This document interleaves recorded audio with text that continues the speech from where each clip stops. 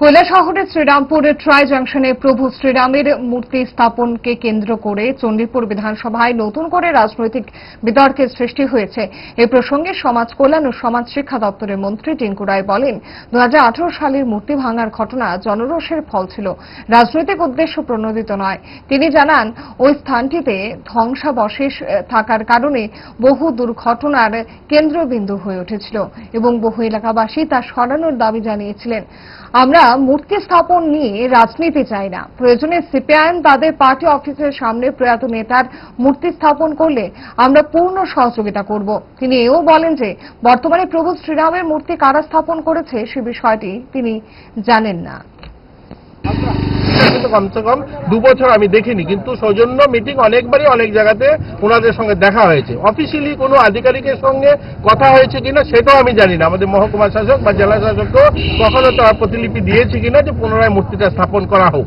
এখন সেখানে কে বা কারা রামের মূর্তি বসিয়েছে, এখন তারা বিভিন্ন আলাপ করছেন যে এখানে কেন বসানো হলো বা এখানে বৌদ্ধহাতে মূর্তি বসানো দরকার ছিল।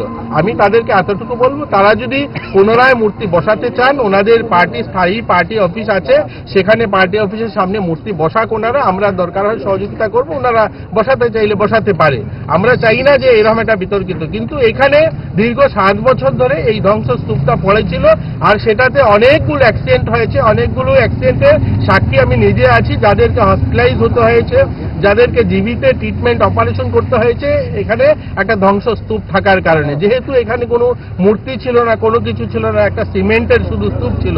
যাই হোক, এটা নিয়ে যারা বলছেন এগুলো রাজনৈতিক তাদের প্রপাগান্ডা তারা করতে চাইছেন, নতুবা 7 বছর ধরে এই ধ্বংসস্তূপটা তাদের পার্টি অফিসের সামনে, তারা চাইলে অনেকবার আমার সঙ্গে কথা বলতে পারতো। আমি 2 বছর ধরে এখানেই থাকছি, চণ্ডীপুরেই থাকছি, এবং এই এলাকায় বিভিন্ন সময় বিভিন্ন মিটিংয়ে ওদের সঙ্গে সর্বদলীয় অনেকগুলো মিটিংও আমরা গিয়েছি, সেখানেও ওনারা কথাটা বলতে পারতো, বা আধিকারিক রূপেও তারা সরকারিভাবে কথা বলেছে কিনা আমি দেখিনি কখনো। এখন যেহেতু কেউ বা কারা সেটা বসিয়েছে তার জন্য এগুলো বলছে, আমরা দেখবো যদি তারা তাদের অফিসের সামনে বসাতে চায় আমরা সহযোগিতা করব, তারা বসাতে পারে।